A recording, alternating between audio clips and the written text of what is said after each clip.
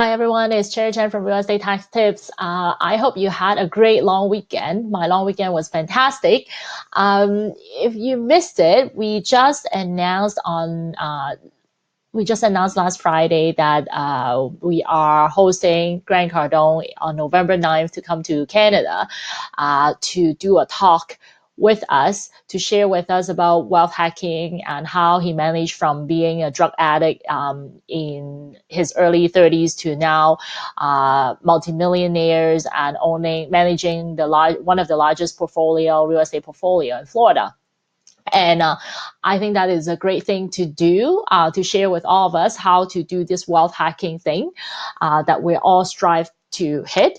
And if you have not signed up on our waitlist yet, the site to sign up is www.wealthhacker.ca.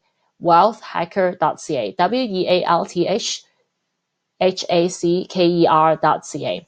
Now, today I'm just going to go through one thing that I learned from finishing reading this book. This book's name is called Rich Kid, Smart Kid.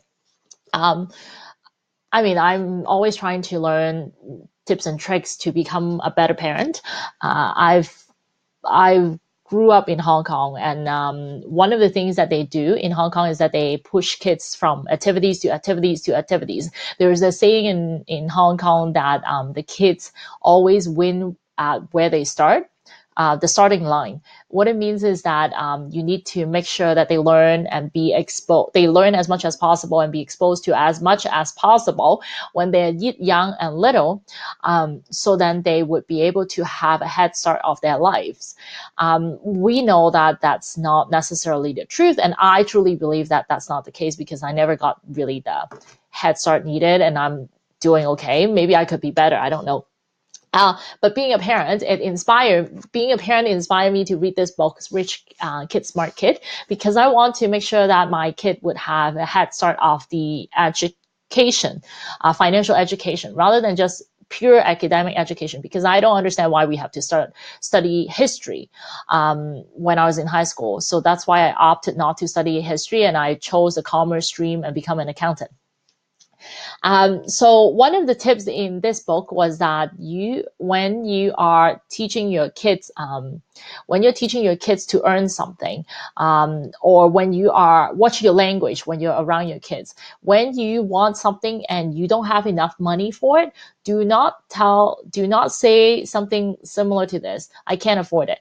You shouldn't say something similar to "I can't afford it" or to that extent in front of your kid.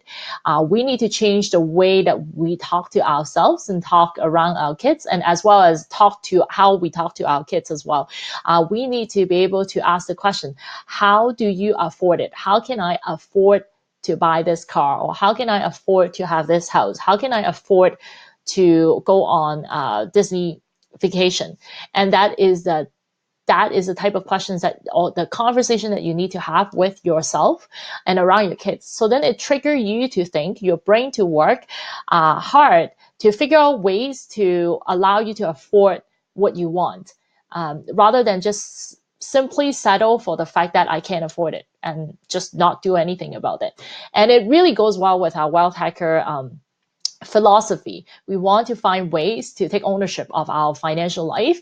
And one of the ways is that we have to figure out ways to afford it. Not the traditional way, doesn't have to be working hard, but saying no is just not an option. Until next time, don't forget to sign up to our waitlist at www.wealthhacker.ca. Thanks, bye.